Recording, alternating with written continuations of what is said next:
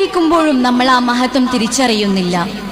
ആരൊക്കെ പകരമാകാനുണ്ടായാലും ആർക്കും പകരമാകാൻ കഴിയാത്ത ഒരേയൊരു വ്യക്തിയെ ഈ ഭൂമിയിലുള്ളൂ. അത് നമ്മുടെയൊക്കെ ഉമ്മയാണ്.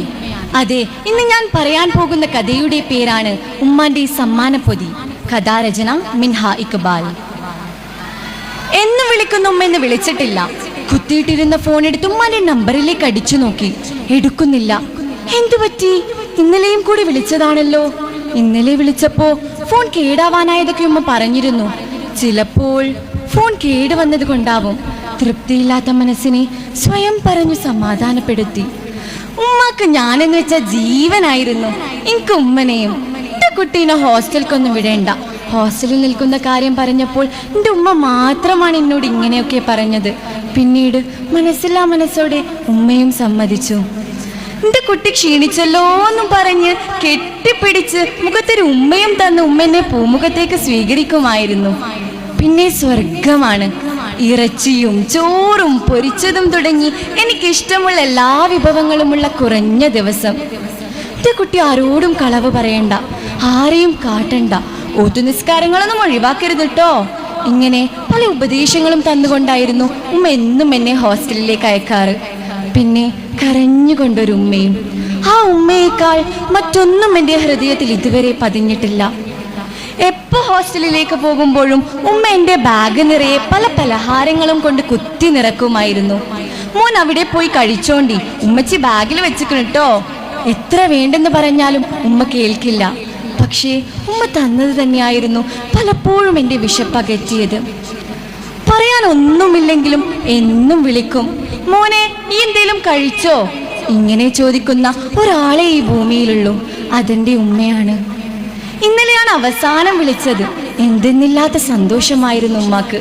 എന്തിനെന്നില്ലാതെ ഒരുപാട് ചിരിച്ചു. മോനിനെ എന്നാ ഉമ്മച്ചീൻ്റെ അടുത്തേക്ക്? വേഗം വരും ഉമ്മ. എന്നാ വേഗം വരേണ്ടി. ഉമ്മച്ചിക്കുട്ടിക്കൊരു സമ്മാനം വാങ്ങിയിട്ടുണ്ട് കേട്ടോ. ഇക്കാക്ക, ഇന്നിവിടെ നെയ്ച്ചോറായിനി.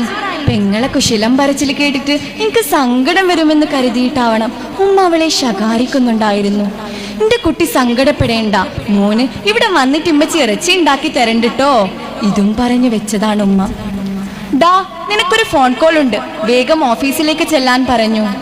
കൂട്ടുകാരൻ വന്ന് വിളിച്ചപ്പോഴാണ് ഓർമ്മകളിൽ നിന്നും ഞെട്ടിയുണർന്നതും ഞാൻ വേഗം ഓഫീസിലേക്ക് ഓടി. അന്ന് വരെ തോളിൽ കൈയിടാത്ത പല മനുഷ്യരൊക്കെയും അന്നെൻ്റെ തോളത്ത് തട്ടി. മോനെ, മോനെന്ന് വീട് വരെ പോയിട്ട് വാ. അപ്പോഴും വീടണയാനുള്ള സന്തോഷത്തിൽ ഞാൻ മാത്രം അവിടെ ചിരിച്ചു നിന്നു. വീട്ടിൽ ആരൊക്കെയോ ഉണ്ട്. തിങ്ങി നിറഞ്ഞു നിൽക്കുന്ന ആളുകളെ കണ്ടപ്പോഴേ എൻ്റെ കാലുകൾ തളർന്നു. ശബ്ദമിടറി ഉമ്മാന്ന് വിളിച്ച് ഞാൻ അകത്തേക്ക് പാഞ്ഞു കയറി. അന്ന് ഉമ്മ തരാനും കെട്ടിപ്പിടിക്കാനും ഉമ്മ വന്നില്ല.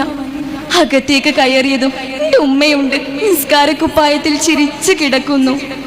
ഉമ്മ, ഞാനിതാ വന്നു ഉമ്മ. ഒന്ന് കണ്ണു തുറക്കുമ്മ, ഒന്ന് വിളിക്കുമ്മ, ഒന്ന് കെട്ടിപ്പിടിക്കുമ്മ. എത്ര ആർത്ത് കരഞ്ഞിട്ടും എൻ്റെ ഉമ്മ കണ്ണു തുറന്നതേയില്ല. എൻ്റെ ഏറ്റവും പ്രിയപ്പെട്ട ഉമ്മ അന്ന് ഞങ്ങളെ കൂട്ടാതെ ഒറ്റക്ക് പള്ളിക്കാട്ടിലേക്ക് യാത്രയായി. ഉമ്മയില്ലാത്ത ആ വലിയ കെട്ടിടത്തിൽ എല്ലാം നഷ്ടപ്പെട്ടൊരു നനഞ്ഞ കിളിയെ പോലെ ഞാൻ തളർന്നിരുന്നു. കരഞ്ഞു തളർന്ന പെങ്ങളെനിക്ക് ഉമ്മാന്റെ മുസാഫ് നീട്ടി. ഓതി ഓതി നിറം മങ്ങിയ യാസീൻ പേജുകൾ പൂർത്തിയാക്കാനാവാതെ ഞാൻ ഒരുപാട് നേരം കരഞ്ഞു. സമാധാനിപ്പിക്കാൻ ഉപ്പാന്റെ പെരുത്ത കൈകൾ എന്നെ കെട്ടിപ്പിടിച്ചു കരഞ്ഞു. ദാ, ഇപ്പോഴത്തെ മോന് വന്നാൽ അവന് നൽകണം. കലിമ ചൊല്ലി പറയും മുമ്പേ ഇത് പറഞ്ഞിട്ടാണ് ഉമ്മ പോയത്.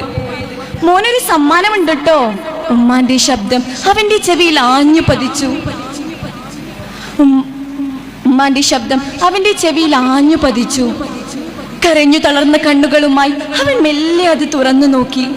ഹൂദിന്റെ മണമുള്ളൊരത്തർ, കൂടെ ഒരു എഴുത്തും. എൻ്റെ കുട്ടീനെ ഇനി എന്നും ഈ ഹൂദ് മണക്കണം.